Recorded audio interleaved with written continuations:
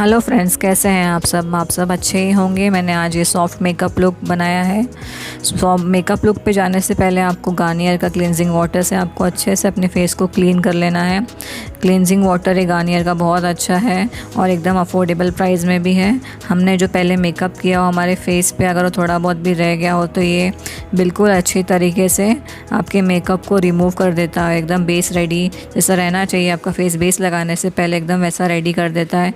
बहुत ही अच्छा वाटर है। उसके बाद मैंने कलर वार का प्राइमर लिया है। बहुत अच्छा प्राइमर है ये। और प्राइमर हमारे फेस पे हमें ज़्यादा लगाना भी नहीं है। थोड़ा सा पोर्शन लेके हमारे टी जोन एरिया में और जहाँ जहाँ भी आपको ज़्यादा ओपन पोर्स हैं वो पोर्स पे आपको ये टारगेट करना है कि उस पोर्स पे ये प्राइमर अच्छे से हो। अगर आप प्राइमर नहीं लगाएंगे तो आपके पोर्स ओपन रह जाएंगे और फाउंडेशन आपका बहुत ज़्यादा केकी और बहुत अच्छा नहीं लगेगा देखने में। मैंने इसको हाथ से ही ब्लेंड कर दिया है अच्छे तरीके से। आपको अच्छे से इसको हाथ से ही ब्लेंड करना है प्राइमर को अच्छे से एकदम। उसके बाद मैंने ऑरेंज कलर का करेक्टर लिया है स्टार के पैलेट से। जहाँ जहाँ आपकी अनइवन स्किन टोन रहती है गाइस वहाँ पे आपको ये लगाना है। मेरी अनइवन स्किन टोन जहाँ जहाँ थी मैंने वहाँ लगा लिया है। जैसे आप देख रहे हैं कि मेरी आईज़ थोड़ी अनइवन है मेरी फेस के कंपैरिजन में, तो मैं उसको वहाँ पर भी अप्लाई करूँगी। अंडर आई में भी अप्लाई करूँगी। अगर आपको पिंपल्स वगैरह भी है जहाँ पर भी फेस पे तो वहाँ पे आपको ऑरेंज कलर करेक्टर लगाना है। ऑरेंज कलर करेक्टर आपके फेस को बहुत अच्छी तरीके से अनइवन स्किन टोन के जहाँ पर भी रहेगा वो एकदम अच्छे से क्लियर कर देगा। उसके बाद अगर आप कोई फाउंडेशन या कोई कंसीलर लगाओगे तो एकदम अच्छे तरीके से वो हाइड कर देता है। कलर करेक्टर का काम यही होता है कि हमारी स्किन जो भी अनइवन हो एकदम उसको करेक्ट कर दे। उसके बाद मैंने मेबेलिन का एज रिवाइंड कंसीलर लिया है और जहाँ जहाँ मैंने ऑरेंज कलर करेक्टर लगाया था मैंने उसको वहाँ लगा लूँगी मैं थोड़ा सा आपको ज़्यादा लाइटर शेड लग रहा होगा ये, लेकिन ये कोई बात नहीं अगर लाइट शेड है, क्योंकि उसके बाद मैं फाउंडेशन भी लगाने वाली हूँ तो ये दिखने नहीं वाला है। और ये मेबेलिन का एज रिवाइंड कंसीलर ऑक्सीडाइज भी होता है तो बाद में ये मेरी स्किन के अनुसार ही ये ढल जाएगा कलर उसका। तो लाइटर शेड है लेकिन आज एंड में आप रिज़ल्ट देखोगे तो एकदम नेचुरल लुक लगेगा। ये ऑक्सीडाइज होने वाला है। अब इसके बाद मैं फाउंडेशन जब लूँगी तब आप इसका रिज़ल्ट देखिएगा। अभी आपको थोड़ा ओवर लग रहा होगा ये। इसको अच्छे से ब्लेंड करना ब्यूटी ब्लेंडर से डैब डैब मोशन में। इसके बाद मैंने मेबेलिन का फाउंडेशन लिया है super stay foundation in the shade of classic ivory. मैं मेरे फेस पे इसको अच्छे से लगा लूँगी और इसके बाद सेम वही ब्यूटी ब्लेंडर स्पंज लूँगी मैं और ऐसे डैबिंग मोशन में मैं इसको अच्छे से डैब डैब करके पूरे फेस पे, नेक पे, ईयर्स पे।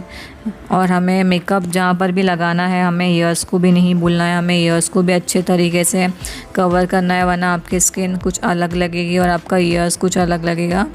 ऐसे डैबिंग मोशन में मैं अपने फाउंडेशन को ब्लेंड कर लूँगी अच्छे से। हमें हमारी हेयर लाइन के यहाँ पर भी ध्यान देना चाहिए क्योंकि कभी कभी ऐसा होता है हम फाउंडेशन लगा लेते हैं लेकिन हमारी हेयर लाइन के यहाँ पे छोड़ देते हैं, तो हमें हेयर लाइन के इधर भी अच्छे से कवर कर लेना है फाउंडेशन। नेक पे, हमारी जॉ लाइन में, ईयर्स में अच्छे से कर लेना है। हमें अच्छी तरीके से ब्लेंड करना है, कहीं पर भी हार्शनेस नहीं रहनी चाहिए। उसके बाद मैंने ब्लू हेवन का ट्रांसलूसेंट पाउडर लिया है। ये बहुत ज़्यादा अफोर्डेबल रेंज में आपको 200 के अंदर आराम से मिल जाएगा नायका या पर्पल पे। मैंने वही ट्रांसलूसेंट पाउडर लिया है और इसको पूरे फेस पे मैं अच्छे से फैला लूँगी। एज अ बेकिंग के लिए भी आप इसको यूज़ कर सकते हैं। अच्छे से आपको अपने पूरे फेस पे, नेक पे, ईयर्स पे सब जगह आपको ये लगा लेना है अच्छे से। ट्रांसलूसेंट पाउडर जो ब्लू हेवन का है बहुत ही ज़्यादा अफोर्डेबल रेंज में है ये।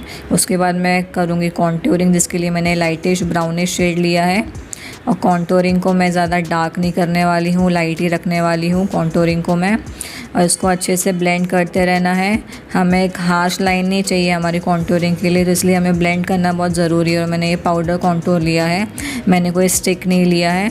पाउडर कॉन्टूर मुझे अच्छे से जमता है तो मैं यही यूज़ करती हूँ पाउडर कॉन्टूर। और उसको मैं अच्छे से ब्लेंड करना है। हमें कोई हार्श लाइंस नहीं चाहिए, एकदम अच्छी तरीके से ब्लेंड करते रहना है। आप देख लीजिए रिज़ल्ट एकदम इन्हांस कर देता है ये आपके जॉ लाइन को, आपके चीक बोन्स को, आपके नोज़ को, आपके फोरहेड को। अगर किसी का बड़ा फोरहेड है, अगर वो छोटा दिखाना चाहता है तो वो हेयर लाइन के पास भी इसको कॉन्टूर कर सकता है एकदम अच्छी तरीके से। अब हम चलेंगे हमारे आईब्रोज़ पे। हमें आईब्रोज़ को पहले मैं ब्रश करूँगी अच्छे से ब्रश करने के बाद ही मैं इसको फिल करना स्टार्ट करूँगी मेरे आईब्रोज़ को, जिसके लिए मैंने लिया है मेबेलिन का जेल लाइनर। और इसको हम ऐसे स्ट्रोक्स में हमारे हेयर लाइन के, हमारे हेयर ग्रोथ जिस शेप में, उसी शेप में हमें स्ट्रोक्स लगाने हैं। जहाँ पे आपको स्टैंडिंग स्ट्रोक्स है स्टैंडिंग लगाना है, स्लांट है वहाँ स्लांट लगाने हैं। हमारी हेयर ग्रोथ के हिसाब से ही हमें हमारा आई फिल करना है, आईब्रोज़ फिल करना है, हमें अच्छे से फिल करना है। ये मेरी आईब्रोज़ ऑलरेडी बहुत ज़्यादा ब्लैक है, इसलिए मैंने ब्राउन कलर नहीं लिया है। जिसकी लाइट कलर की आईब्रोज़ है वो ले सकते हैं ब्राउन कलर। उसके बाद मैंने स्विस ब्यूटी का कंसीलर लिया है। मैं मेरी आईब्रोज़ को और ज़्यादा डिफ़ाइन देना चाहती हूँ, डिफ़ाइन दिखना, तो इसलिए मैंने कंसीलर से मेरी आईब्रोज़ को मैं डिफ़ाइन कर रही हूँ। इसको अच्छे तरीके से डिफ़ाइन कर लेना है। और मैं मेरी आईलिड पे भी इसको लगाऊंगी, क्योंकि मुझे इसके बाद आई शेडो लगाना है। उसके बाद वही डैबिंग मोशन में मैं इसको अच्छे से ब्लेंड कर लूँगी। आई शेडो लगाने से पहले हमारा आई प्राइमर, अगर आपके पास नहीं है तो आप ये भी लगा सकते हो कंसीलर। उसके बाद मैंने एडीएस का कॉम्पैक्ट पाउडर लिया है और इस कॉम्पैक्ट पाउडर से मैं मेरे आईज़ पे लगा दूंगी इसको अच्छे तरीके से, क्योंकि आई शेडो लगाते टाइम कुछ भी क्रीज नहीं लगनी चाहिए, वरना लाइंस दिखने लगती है। इसलिए कॉम्पैक्ट लगाना या कोई भी लूज़ पाउडर लगाना ज़रूरी है। उसके बाद मैं ट्रांजिशन शेड के लिए लाइटेस्ट शेड ले रही हूँ। हमारा ट्रांजिशन शेड हमेशा लाइट कलर का ही रहना चाहिए। हमें हमेशा आई शेडो हमारे लाइट कलर से स्टार्ट करनी चाहिए। तो मैं उस लाइट कलर से ही मेरा ट्रांजिशन शेड रेडी कर रही हूँ। ब्लेंड करते रहना है हमें जब तक हमें हमारा एक्चुअल कलर ना मिल जाए। अच्छी तरीके से ब्लेंड करते रहना है। मैंने ब्लेंडिंग ब्रश से ब्लेंड किया है। उसके बाद मैंने उससे थोड़ा डार्क टोन लिया है और उसी से मैं उसके थोड़े से नीचे मैं इसको ब्लेंड करती रहूँगी। अच्छे से ब्लेंड करते रहना है जब तक हमें हमारा डिज़ायर्ड कलर ना मिले। और आई शेडो ऐसा होना चाहिए जहाँ आपको लाइंस ना दिखें, इसलिए अच्छे से ब्लेंड करते रहना चाहिए जब तक हमारी लाइंस अच्छे से ब्लेंड ना हो जाए। एकदम नेचुरल लुक आना चाहिए और जब तक हमें ब्लेंड करते रहना चाहिए। अच्छे से ब्लेंड करना है आपको गाइज़।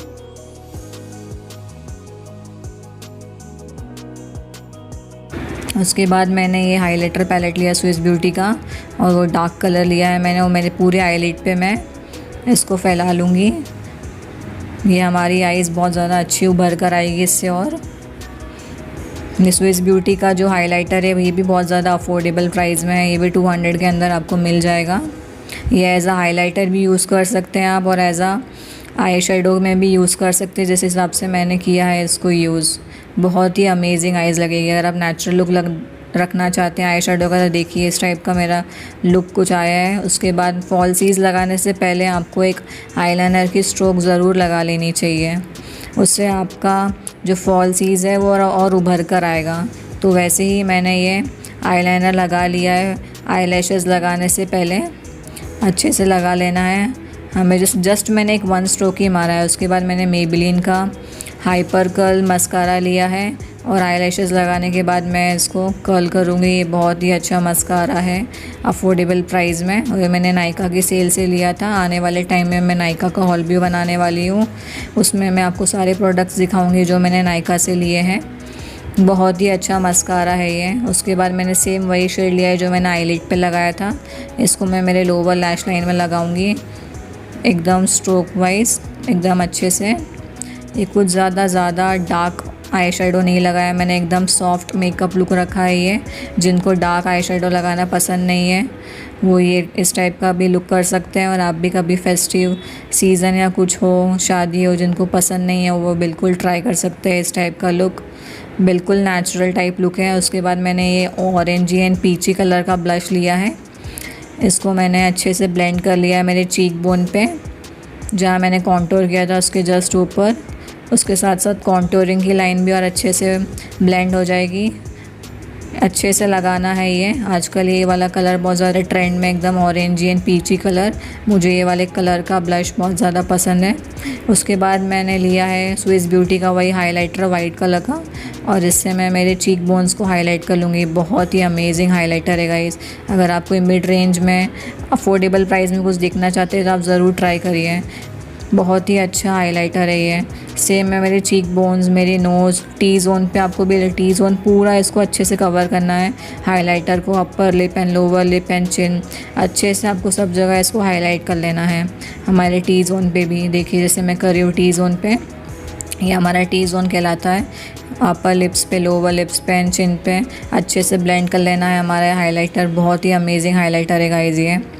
उसके बाद मैंने नायका का ये शेड लिया है बॉम्बे। बहुत ही अमेजिंग कलर है ये, एकदम नेचुरल लुक देता है आपको ये। एकदम मैट में आता है ये लिपस्टिक। आप इसको ज़रूर यूज़ करके देखिए, आपको बहुत ही अच्छा लगेगा। एकदम नेचुरल, एकदम न्यूड लिपस्टिक है ये। बहुत ही अच्छी लिपस्टिक है, मुझे बहुत अच्छी लगी। एकदम अफोर्डेबल प्राइस में मिली है मुझे नायका से, और नायका पे हमेशा सेल चलती रहती है। अगर आपको चाहिए तो आप वहाँ से मंगवा सकते हैं। मैं आने वाले टाइम में नायका का हॉल लेकर आने वाली हूँ। मैंने बहुत सारे प्रोडक्ट्स नायका से ऑर्डर किए हैं, वो सब आपको आने वाली वीडियो में सब बताऊंगी मैंने क्या क्या परचेज़ किया है। बहुत ही ज़्यादा अमेजिंग शेड लगा मुझे ये नायका का। इस तरीके से यहाँ कंप्लीट होता है मेरा ये लुक। एकदम सॉफ्ट मेकअप लुक है ये, देखिए गाइस। अगर आपको ये मेरा वीडियो अच्छा लगा हो तो please like, share and subscribe ज़रूर कीजिएगा। ये है मेरा एंड रिज़ल्ट, देखिए और बताइए आपको कैसा लगा कमेंट सेक्शंस में। Till then bye bye, take care, see you.